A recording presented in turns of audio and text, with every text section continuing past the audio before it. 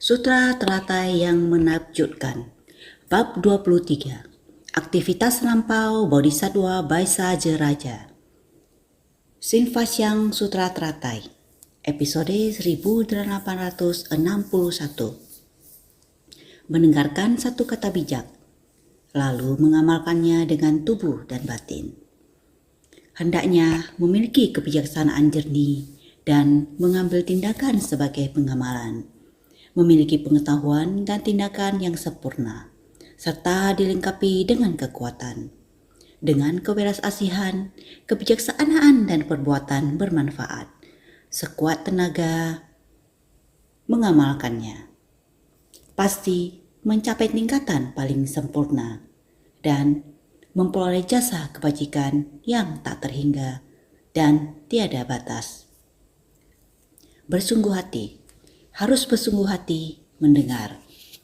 Saat ini, saya akan memberikan usaha terbaik dalam hidup, dengan harapan untuk menyelesaikan ajaran ini. Kita semua harus paham sumber dari Buddha Dharma. Semua orang harus bersungguh hati. Orang yang menjelaskan sedang berusaha, dan yang mendengarkan harus bersungguh hati. Saya harap semuanya tidak hanya membaca naskah sutra. Saya berharap semua dapat memahami Dharma dan dunia. Kita harus dengan bersungguh hati menyelami fenomena duniawi. Oleh karena itu, tidak cukup hanya demikianlah yang kudengar. Kita juga harus demikianlah yang kurenungkan. Barulah dapat masuk ke kumpulan orang-orang dan menyatukan prinsip orang, masalah, dan segala benda. Kita harus bersungguh hati untuk memahami ini. Jadi, esensi dari Dharma yang menakjubkan itu berdasarkan kapasitas dan tempat. Ini adalah yang paling jujur dan tulus, disesuaikan dengan sebab, kondisi, dan kapasitas. Mengikuti Dharma dan prinsip ini sangat penting. Jadi, kita harus mendapatkan kejelasan. Kita harus jelas dalam semua hal. Senantiasa menggunakan kebijaksanaan kita. Pengetahuan adalah tahu bagaimana membeda-bedakan benar dan salah. Kebijaksanaan adalah memandang semuanya secara setara.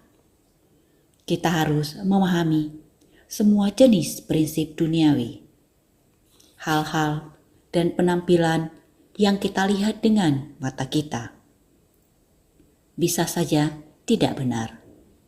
Jadi, kita harus menggunakan pengetahuan yang dapat membeda-bedakan untuk memahami, merenung, dan membedakan, lalu membawanya kembali untuk melihat apakah masalah ini sejalan dengan prinsip-prinsip. Jika iya, kita harus membedakan hal apa yang harus kita lakukan.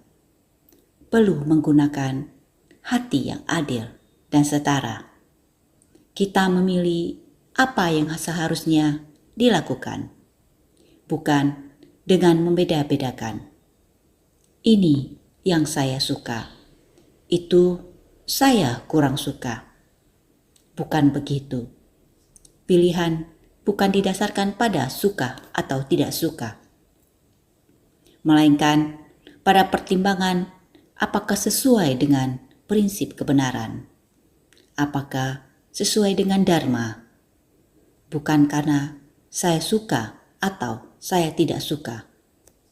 Lalu kita membedakan, kadang sesuatu yang kita suka belum tentu sesuatu yang terbaik.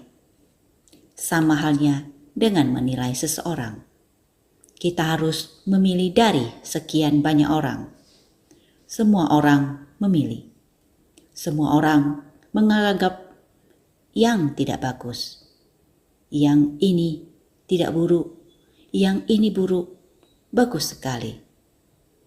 Lalu, di posisi apa seseorang ditempatkan? Untuk melakukan hal apa? Diri kita sendiri perlu jelas dan setara. Tempatkan dia di tempat posisi mana yang tepat, agar bisa memperhatikan fungsi dan potensinya. Namun, ada kalanya seseorang yang memiliki kemampuan besar, tapi ketika ditempatkan di posisi tertentu, ia merasa tidak puas. Karena ketidakpuasan itu, ia tidak mengeluarkan potensi terbaiknya, sehingga merasa kecewa. Padahal sebenarnya ia bisa mengerjakan tugas dengan baik, tetapi dia sendiri tidak menyukainya. Walaupun orang lain menghargai kemampuannya dan menempatkannya di posisi yang tepat, jika hatinya tidak sejalan, maka efisiensinya juga akan menurun. Ataupun di antara ketiga orang ini, orang yang saya inginkan dan memilih satu orang di antaranya, saya ingin bertugas bersama dia. Mengapa tidak menugaskan saya di posisi tersebut, sehingga terjadi konflik antara satu sama lain? Di pihak lain, beberapa orang merasa bahwa orang ini sebaiknya jangan berada di tim saya. Mengapa ditugaskan posisinya di tim saya? Dia tidak memiliki jalinan jodoh dengan saya. Sayangnya, di kehidupan manusia terdapat banyak hubungan yang rumit, sungguh menyusahkan. Makanya, yang paling penting adalah yaitu harus menyesuaikan diri kita sendiri, karena kita perlu melakukan sesuatu. Setiap orang, kita semuanya belajar untuk menjadi harmonis. Dengan siapapun kita bekerja sama, setiap orang adalah setara. Asalkan dia yang duluan sampai di lokasi tersebut, saya terlambat sampai, maka setiap tugas saya meminta arahan dan saran. Meminta arahan dari orang yang sudah datang terlebih dahulu.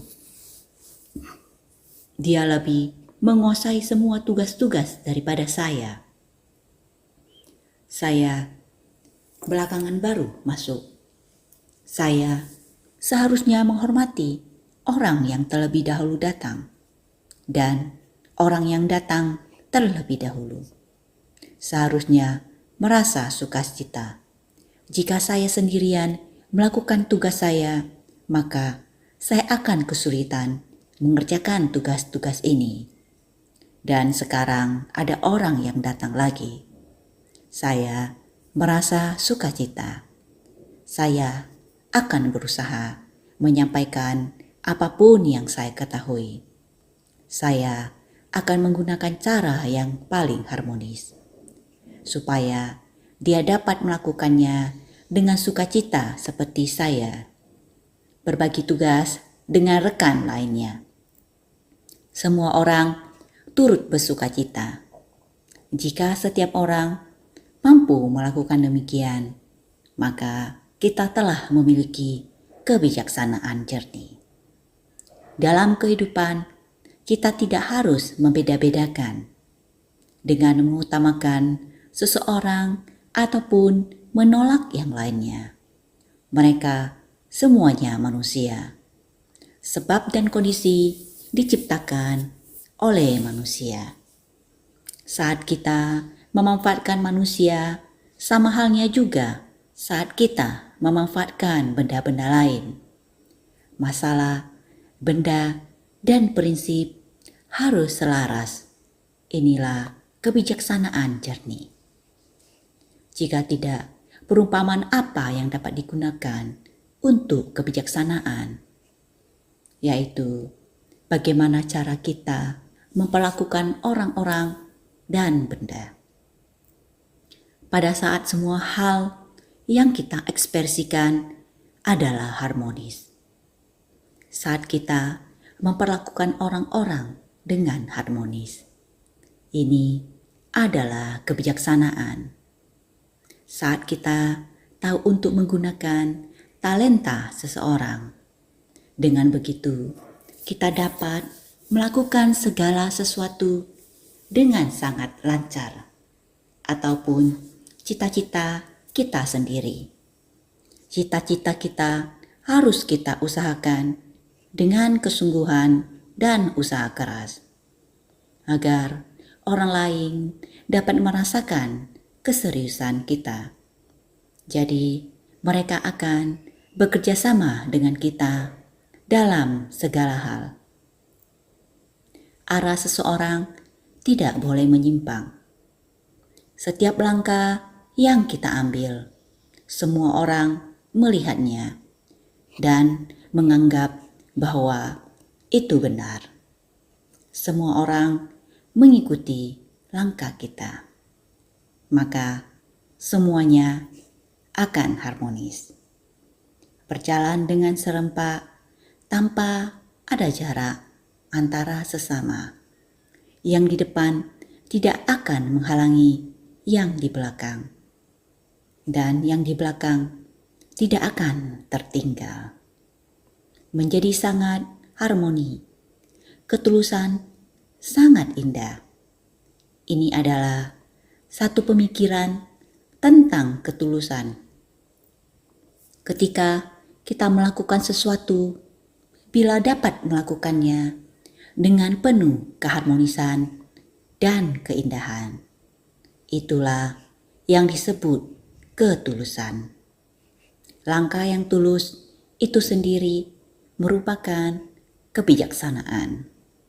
Mungkin banyak orang jarang memikirkan apa sebenarnya perbedaan antara langkah dan kebijaksanaan. Perbedaannya sangat jelas dan terang. Orang yang memiliki kebijaksanaan jernih tidak terlepas dari 6 indera.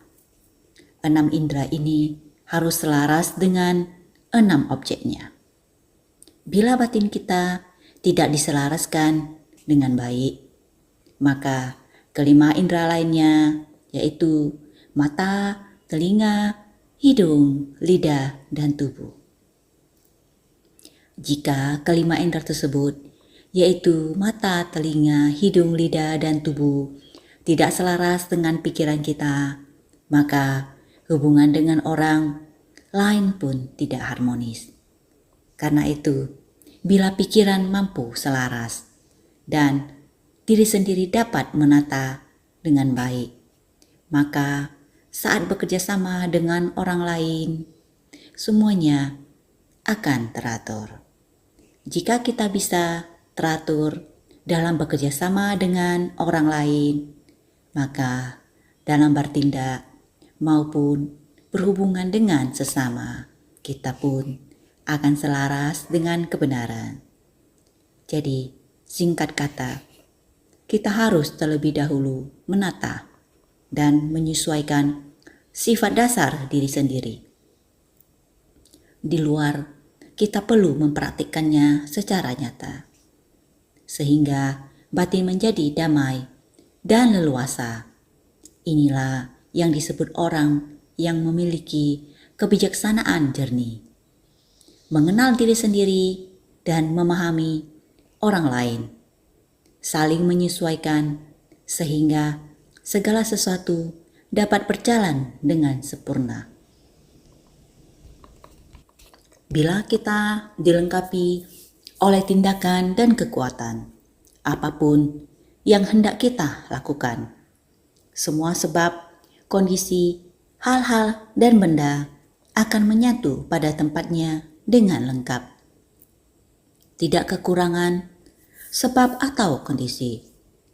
Juga tidak kekurangan hal-hal, benda, ataupun tenaga manusia.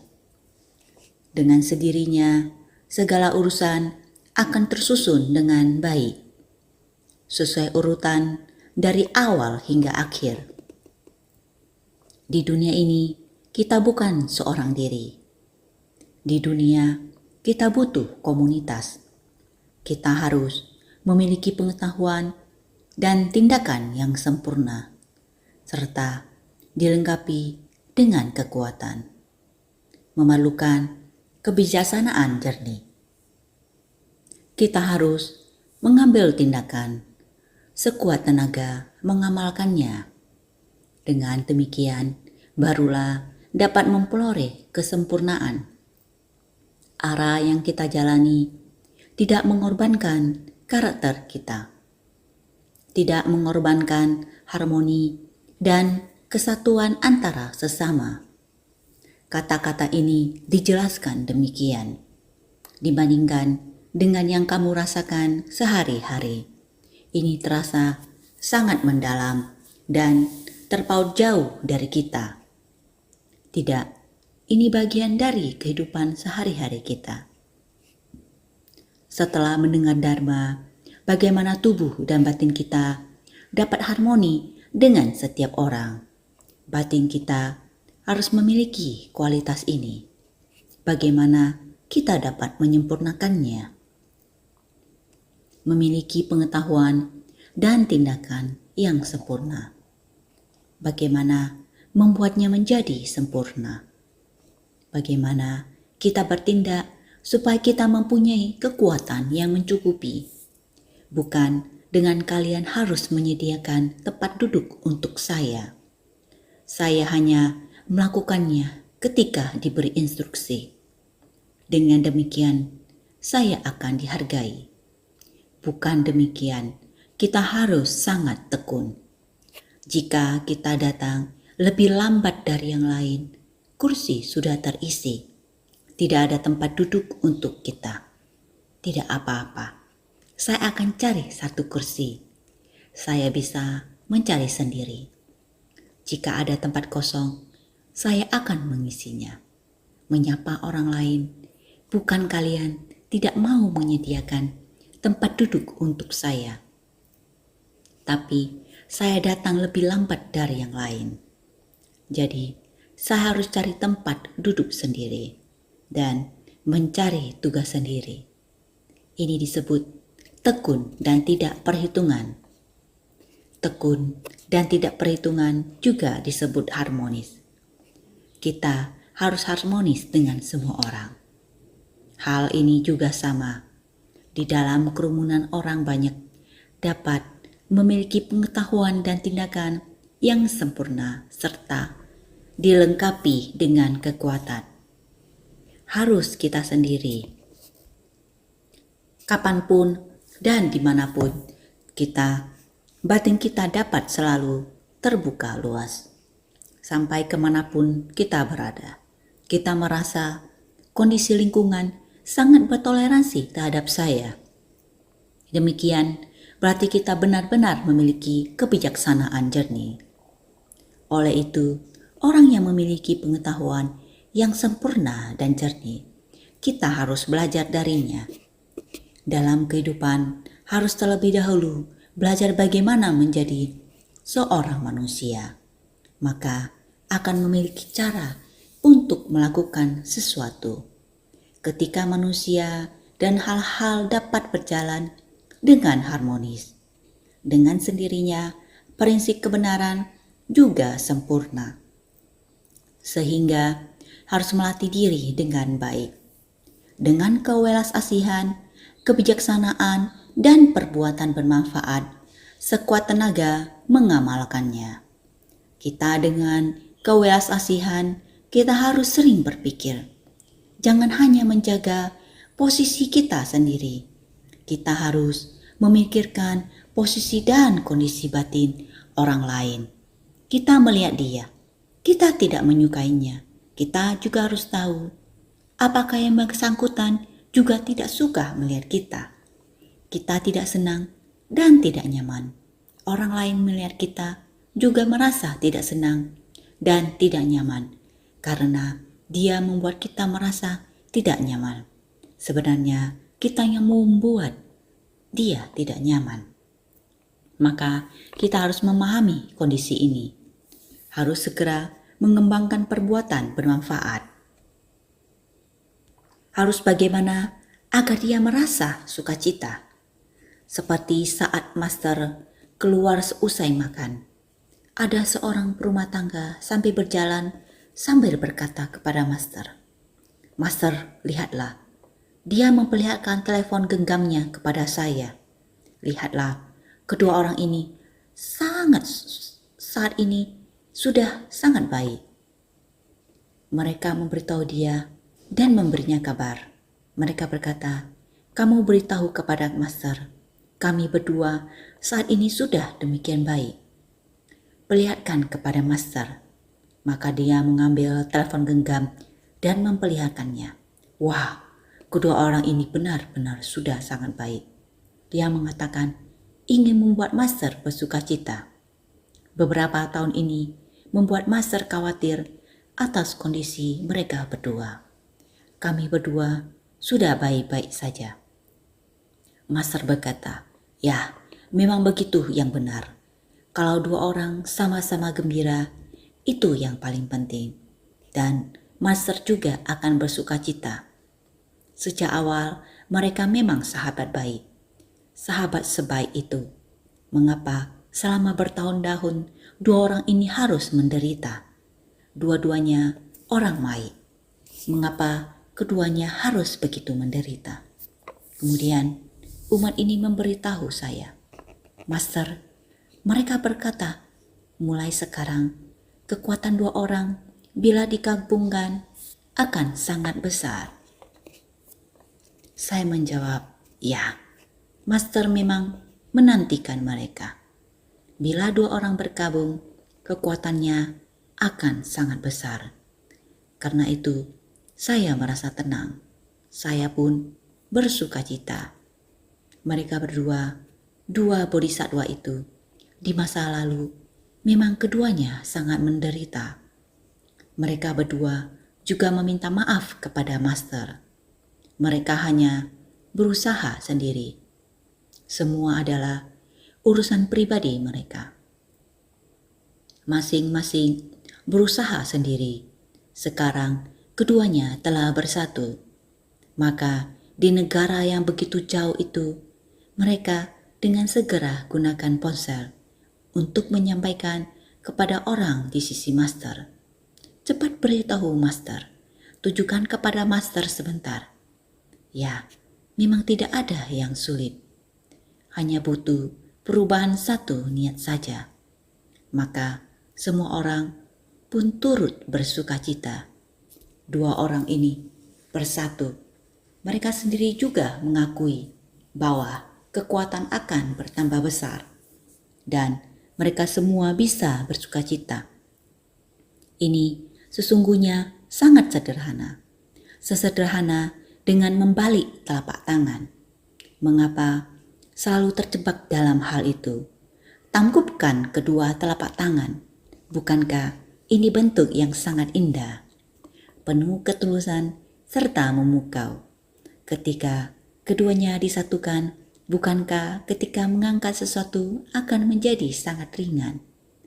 Kedua tangan digabungkan bersama, sungguhlah berguna. Jikalau melepaskan kedua tangan dan melakukan tugas masing-masing, bukankah menjadi lebih tidak efisien? Sesungguhnya kedua tangan yang disatukan, segala hal yang dilakukan menjadi sangat harmonis dan sempurna. Maka dalam hidup ini, hendaknya mempelajari hal ini. Dengan kewelas asihan, kebijaksanaan, dan perbuatan bermanfaat, sekuat tenaga mengamalkannya. Hendaknya memiliki tindakan seperti ini. Ketika kewelas asihan dan kebijaksanaan menyatu, kekuatannya pun menjadi lebih besar. Jika kita hanya berkata tentang welas asih, kewelas asihan tanpa kebijaksanaan tidaklah mampu memasuki ke kerumunan orang. Maka sebab itu, kewelas asihan diperlukan kebijaksanaan. Mengamalkan kewelas asihan dan kebijaksanaan secara bersamaan. saling memberi manfaat. Inilah cara yang sebenarnya. Kita mempelajari jalan bodhisattva dan memasuki kerumunan masyarakat. Jadi, hendaknya memiliki kewelasasihan, kebijaksanaan, dan perbuatan bermanfaat. Dengan sekuat tenaga mengamalkannya. Ibarat kedua kaki yang sedang berjalan. Sebelum ribuan mil perjalanan dimulai, diperlukan kedua kaki untuk mulai melangkah berjalan. Satu kaki depan, satu kaki di belakang menyusul. Satu kaki di depan, satu kaki di belakang menyusul. Tiada henti untuk terus melangkah. Terus-menerus mengalami perkembangan. Perjalanan ribuan mil dimulai dari selangkah kaki ini, sehingga pasti mencapai tingkatan paling sempurna. Bisa dipastikan dapat tercapai tempat yang akan kita tuju pada akhirnya. Maka mempeloreh jasa kebajikan yang tak terhingga dan tiada batas. Harus seperti ini bila hendak belajar ajaran Buddha. Dharma mengajarkan kita seperti demikian. Menapaki jalan bodhisattva. Seseorang diri kita tidak mampu menjalankannya. Menapaki jalan bodhisattva adalah harus masuk ke kumpulan orang, berkolaborasi dan bekerja sama. Semua orang bersatu hati, harmonis, saling menyayangi dan bergotong royong. Baru dapat masuk ke tengah masyarakat untuk melakukan pekerjaan dengan tenaga besar. Hal ini amat penting. Maka setiap orang harus sangat bersungguh hati. Mari kita lihat naskah sutra sebelumnya.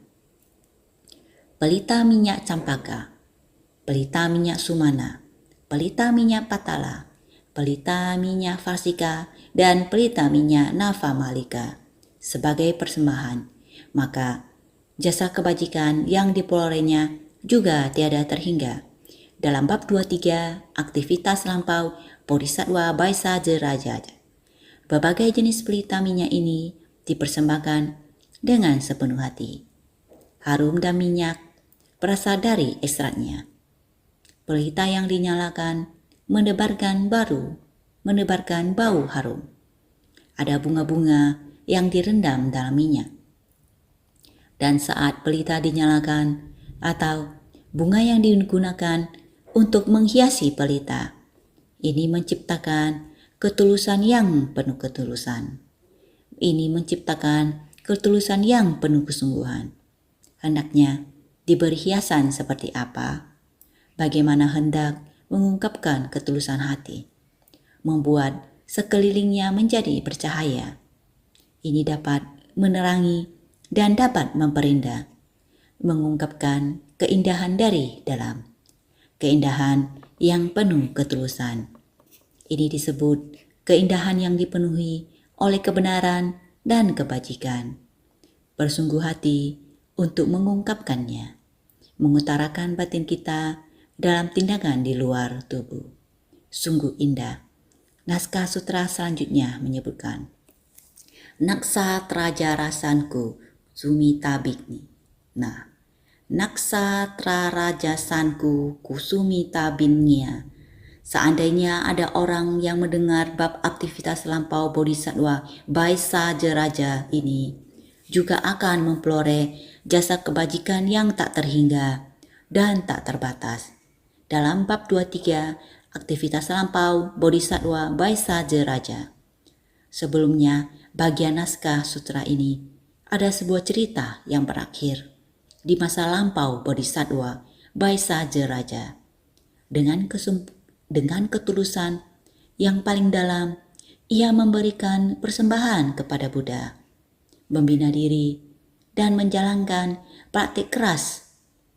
Juga di hadapan Buddha, ia memberikan persembahan yang paling tulus. Bagaimana dengan sekarang? Sekarang, Bodhisattva Naksatraja Sangkusumita Bigna telah mengerti. Praktik keras yang dilakukan Bodhisattva Baisa Jeraja di masa lampau dan betapa tulusnya dia, Buddha, menjelaskannya kepada Naksa Trajasan Kusumi Tabigna.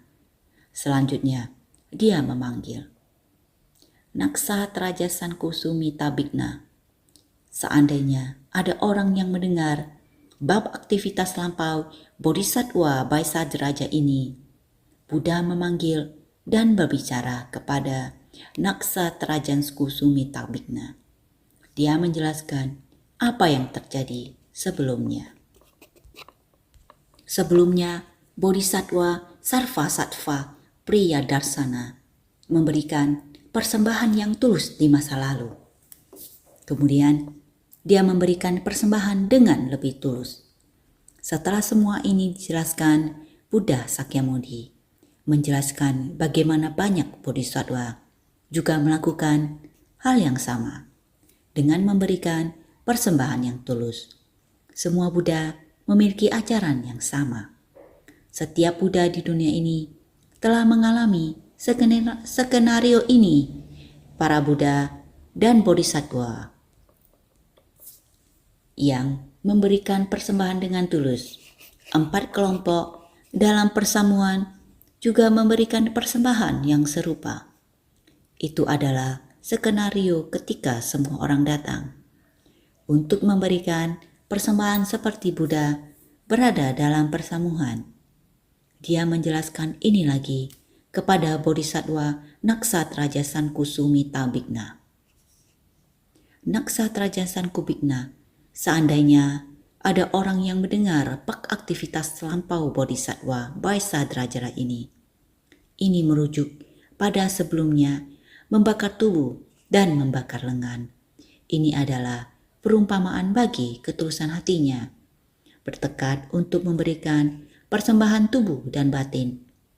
Merujuk pada saat itu, perihal tentang praktik keras yang dijalankannya.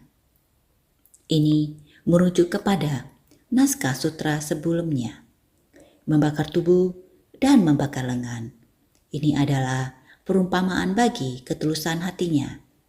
Diperkenalkan dengan demikian, Buddha memperkenalkannya kepada Bodhisattva Naksa Trajasan Kusumi Tabigna agar mengetahui kehidupan lampau Bodhisattva Baisajaraja adalah sama seperti sekarang, menggunakan ketulusan yang demikian.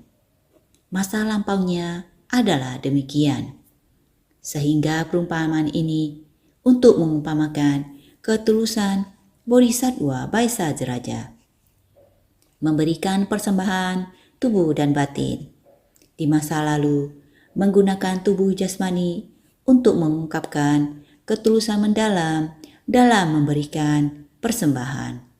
Pikirannya tetap sama, juga sama memberikan persembahan yang tulus. Ini disebut sebagai memberikan persembahan tubuh dan batin, yang juga merujuk pada saat itu. Perihal dari praktik keras, kehidupan lampaunya adalah demikian. Pada saat ini, Bodhisattva Baisajaraja juga sama. Demikian praktiknya, demikian yang dilakukan. Ini merujuk kepada niat pikiran kita pada kehidupan masa lampau. Niat pikiran pada kehidupan mendatang juga sama. Sehingga semua persembahan yang diberikan pada masa lampau memiliki jasa kebajikan yang tak terhingga. Sekarang juga akan memperoleh jasa kebajikan yang tak terhingga dan tak terbatas. Juga akan memperoleh jasa kebajikan yang tak terhingga dan tak terbatas. Mendengarkan satu kata bajik, lalu memeluknya erat-erat. Batin mengikuti apa yang bajik, serta mengamalkan dengan tubuh dan batin, dapat memperoleh jasa kebajikan yang tak terbatas pula. Orang yang menegakkan sutra ini, rintangan dan keburukannya akan terkikis habis. Memberikan persembahan pada saat ini juga sama. Memperoleh jasa kebajikan tak terhingga dan tak terbatas. Ini memberitahukan kita dalam mendengarkan Dharma, mendengarkan satu kata baji, lalu memeluknya erat-erat. Batin mengikuti apa yang baji. Kebajikan ini diperoleh dari mendengar, maka sangat berharga. Dharma ini senantiasa dipeluk di dalam batin, diletakkan di dalam batin, diukir di dalam batin. Kebajikan tersebut senantiasa mengikuti pikiran baji, mengikuti rasa senang akan Buddha Dharma, mendengar Dharma dan merasapinya, dan menghargai Buddha Dharma. Jadi, memeluknya erat-erat. Batin mengikuti apa yang baji. Bila Dharma diterapkan dalam kehidupan manusia, disebut perbuatan baik, Dharma bajik dan tindakan bajik. Jika tidak diterapkan, maka hanya disebut Dharma. Ketika kita menerapkannya, ia disebut praktik atau tindakan. Dharma bajik dan perbuatan baik ketika berada di dalam hati, lalu diwujudkan dalam tindakan yang nyata. Ini disebut mengamalkan dengan tubuh dan batin. Bila hati kita begitu tulus, maka ungkapan fisik kita pun demikian. Sikap dan etika yang tulus juga harus dipraktikkan dalam tindakan nyata. Karena Dharma ada di dalam hati kita. Jadi, inilah yang kita ungkapkan dalam tindakan nyata kita, sehingga memperoleh jasa kebajikan yang tak terbatas pula. Demikian pula ketika tubuh kita menunjukkan persembahan yang tulus, yang diungkapkan dari lubuk hati. Jasa kebajikan ini, jasa kebajikan dari mendengarkan sutra juga tak berbatas. Orang yang menegakkan sutra ini akan mampu mengikis habis segala rintangan dan keburukannya. Semua rintangan dan wujud-wujud yang tidak baik akan lenyap. Saat kita memberi hormat dan bersujud kepada Buddha, bukankah itu sebuah pemandangan yang sangat indah, yang mengekspresikan ketulusan? Sebaliknya, bila kita tidak tahu cara menunjukkan rasa hormat, misalnya saat orang sedang bersujud, kita malah membuat keributan di sekitar atau bersikap kurang sopan tanpa rasa hormat, maka itu adalah perilaku yang sangat buruk dan orang-orang melihatnya akan merasa sangat mengganggu. Bentuk fisik kita juga membuat orang lain merasa jengkel. Oleh karena itu, ketika melihat orang lain bersujud, kita harus bersukacita untuk mereka. Penuh sukacita, kita harus berbicara dengan pelan dan tidak mengganggu orang lain. Kita juga bisa ikut bersujud bersama dengan tulus. Jika kita melakukannya, itu juga merupakan jasa kebajikan. Tidak mengganggu orang lain, bersujud kepada Buddha adalah jasa kebajikan. Satu keadaan ini, setelah selesai melakukan penghormatan, hati menjadi tenang dan damai. Inilah hasil yang kita peroleh. Selanjutnya, seandainya terdapat wanita yang mendengar bab aktivitas lampau Bodhisattva Baisajaraja ini, lalu dapat menerima dan menegakkannya, maka setelah tubuh wanita ini berakhir, tidak akan mendapatkannya kembali pada kehidupan berikutnya. Dalam bab 23, aktivitas lampau Bodhisattva Baisajaraja, penggalan naskah sutra ini, wanita yang melihatnya bisa merasakan apa yang salah dengan menjadi seorang wanita. Tidak salah, namun dahulu orang berkata, "Lihat, sudah lahir, pria atau wanita?" Jika pria pertama di dalam keluarga, maka akan sangat sukacita. Jika wanita ya juga bagus. Inilah kebiasaan manusia, lebih mementingkan pria daripada wanita. Ini adalah kebiasaan manusia. Jadi, sekarang dikatakan wanita. Seandainya terdapat wanita yang mendengar bak aktivitas lampau Bodhisattva Baisajaraja ini, wanita yang dapat mendengarkan bak aktivitas lampau Bodhisattva Baisajaraja ini, jika ada wanita yang mendengarkan sutra teratai bak aktivitas lampau Bodhisattva Baisajaraja ini, pada saat bab ini, lalu saat dapat menerima dan menegakkannya, maka setelah tubuh wanita ini berakhir, tidak akan mendapatkannya kembali pada kehidupan berikutnya. Tentang apa lagi ini? Semua orang di kehidupan saat ini, sekarang pria dan wanita adalah setara. Tidak ada lagi yang perlu dibahas.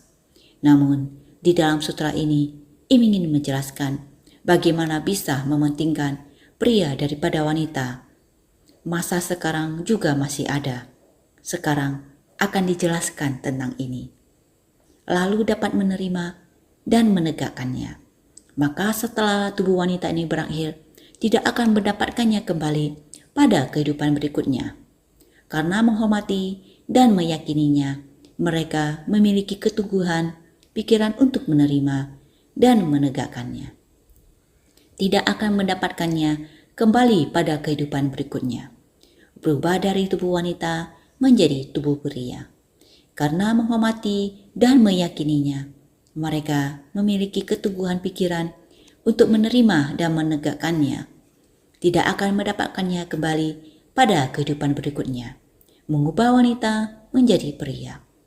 Artinya, dengan membaca sutra, ini bisa mengubah wanita menjadi pria. Lihat teks lainnya. Di Mahaprajana Paramita Sastra, terdapat penggalan naskah sebagai berikut. Dalam Mahaja Prasnamrita, Sastra volume 14 disebutkan. Dalam Mahaprajana Paramita Sastra, volume 14 disebutkan, bahkan api besar yang membakar orang masih bisa didekati. Angin segar yang tak berwujud masih bisa ditangkap. Ular berbisa yang menyimpan racun masih bisa disentuh. Akan tetapi, hati dari seseorang wanita tidak bisa diketahui kebenarannya. Hanya dengan melihat ini, semua seharusnya sudah tahu. Ini di dalam Mahaprasnana Paramita Sastra terdapat penggalan naskah begitu. Api sangat berbahaya. Jika kita mendekat, bisa terbakar. Namun, daerah yang begitu berbahaya. Jika ingin mendekati, masih memungkinkan. Angin segar tidak dapat ditangkap. Namun, kita memikirkan cara angin juga bisa ditangkap. Bukan tidak ada metode untuk menangkap angin. Masih ada metode. Lihat, ada orang yang mengeluarkan kantongnya. Seperti ini, diayunkan sebentar. Diayun sebentar perlawanan dengan angin yang berhembus. Mulut kantong kemudian ditutup. Maka kantong ini akan menggembung. Menggembung karena di dalam kantong tersebut ada angin. Balon ditiup sebentar.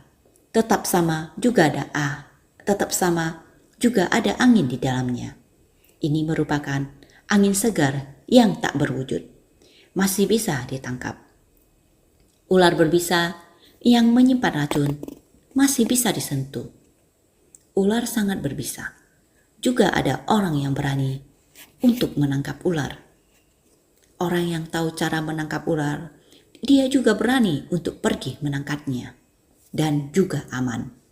Akan tetapi, hati seorang wanita tidak pernah bisa diketahui kebenarannya. Karena hati wanita sangat sulit untuk menangkap maksud hatinya. Ini dikarenakan di zaman dulu ataupun di saat sekarang. Karena wanita lebih teliti, pemikiran wanita itu lebih detail, hatinya lebih halus, lebih teliti, dan wanita di zaman dulu lebih dikucilkan orang sehingga cenderung lebih banyak akal. Jadi akan bisa menghasut orang, lebih tidak ada hal untuk kerjaan, akan memikirkan hal yang tidak untuk mengerjai orang, ataupun sikapnya yang genit akan menggoda orang, akan merusak rumah tangga orang, menjadi tidak sempurna, terutama masalah keduniawian. Betapa banyak masalah pria dan wanita yang menyebabkan terjadinya permasalahan antara pria dan wanita. Ini membuat masyarakat dan keluarga membawa sangat banyak permasalahan antara pria dan wanita. Semacam ini sangat banyak terjadi. Dalam kata dan kumpulan kata dari Sutra Teratai, volume 8 disebutkan. Ananda bertanya pada Buddha, setelah Tathagata parinirvana nanti, bagaimana bersikap ketika bertemu wanita? Buddha bersabda, jangan bertemu dengannya. Jika bertemu, jangan berbincang dengannya.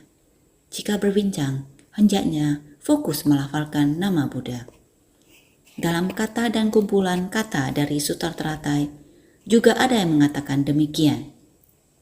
Ananda bertanya pada Buddha, setelah Tathagata parinirvana nanti, bagaimana bersikap ketika bertemu wanita? Karena Buddha masih hidup di dunia, beliau akan berkata kepada semua orang dan menenangkan batin semua orang. Karena Buddha masih ada, biksu pun masih mematuhi sila.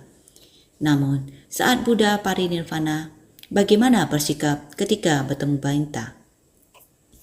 Buddha bersabda, jangan bertemu dengannya. Jika bertemu, jangan berbincang dengannya.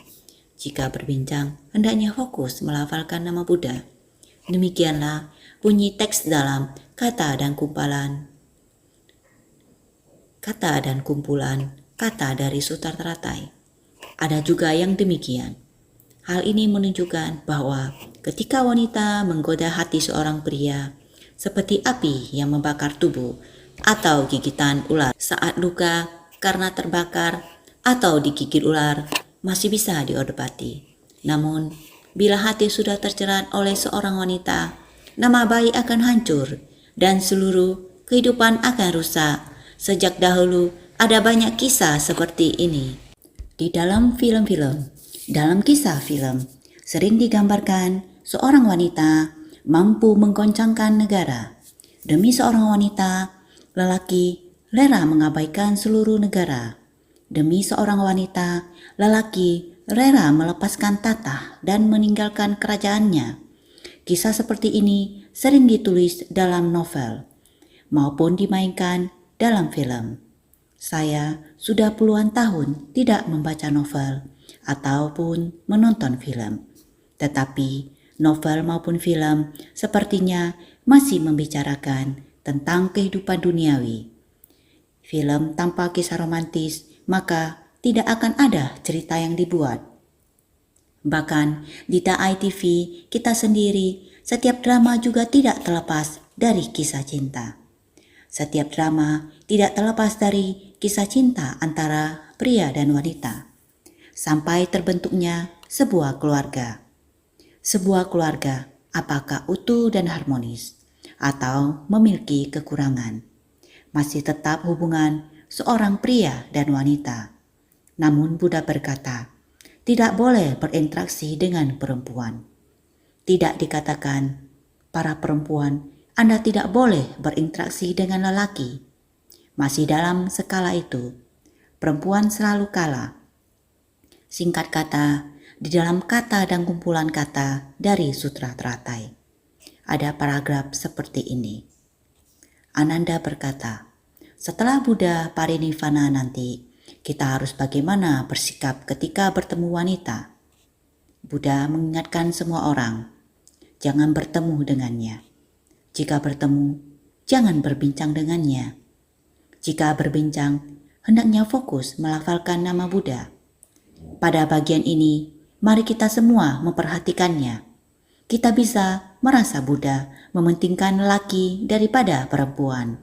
Tapi di belakang masih ada buku dari kata dan kumpulan kata dari Sutra Teratai. Di dalamnya juga memiliki pendidikan yang baik. Artinya, semua wanita dan anak gadis senantiasa dikekang oleh ayah bunda, suami, atau tuan mereka. Tidak boleh keluar masuk rumah sendirian. Mereka memikirkan dan memagumi Tathagata, tetapi tidak berkesempatan untuk bertemu. Itu sebabnya Tathagata masuk kota, agar para wanita itu berkesempatan untuk menatap dan memberi penghormatan padanya. Artinya, semua wanita dan anak gadis senantiasa dikekang oleh ayah bunda, suami atau tuan mereka. Dikekang karena banyak wanita di masa lalu, orang tua dan suami mereka memiliki aturan yang sangat ketat terhadap anak perempuan dan istri mereka. Etika keluarga sangat membatasi. Mereka wanita hanya boleh berada di satu lingkungan, tidak boleh keluar dari lingkungan tersebut. Sangat tidak bebas. Mereka dikekang, tidak diperkenankan masuk atau meninggalkan tempat manapun dengan bebas. Jadi, jika sangat ingin melihat Buddha, tetapi tidak dapat bertemu dengan Buddha, tidak memiliki jalinan jodoh untuk bertemu dengan Buddha, para wanita ini tidak dapat bertemu dengan Buddha. Di dalam hati selalu berharap, saya hanya bisa menyembah Buddha. Sebenarnya seperti apa rupa Buddha? Saya tidak tahu. Mendengar nama Buddha, tetapi tidak pernah bertemu dengan Buddha. Jadi, di dalam hati mereka semua memiliki kekurangan dan penyesalan. Oleh sebab itu, Buddha sengaja masuk ke dalam kota. Maka para wanita itu dapat bertemu dengan Buddha. Ini merupakan kewelas asihan Buddha. Bisa dilihat. Sejak dulu wanita diremehkan atau dikucilkan. Tentu saja sebagai wanita di dunia ini, pemikiran seperti ini masih sangat banyak. Wanita memiliki tingkah laku yang banyak. Seluruh tubuh mengoleskan warna hitam dan mengusapkan warna putih. Mengenakan pakaian juga banyak perubahan. Banyak modis. Mereka memakai pakaian yang panjang sampai menyapu lantai atau memakai pakaian yang sangat pendek. Ada yang mengagumi, apakah demikian? Mengapa seseorang harus membuat orang lain mengagumi? Seperti dianggap mengagumi benda dan lain-lain. Makanya wanita tidak dihargai. Pengajaran dulu juga demikian. Terhadap wanita selalu meremehkan. Di antaranya, dunia tidak seimbang. Dunia bisa menderita. Di dunia banyak masalah. Asalnya dari itu.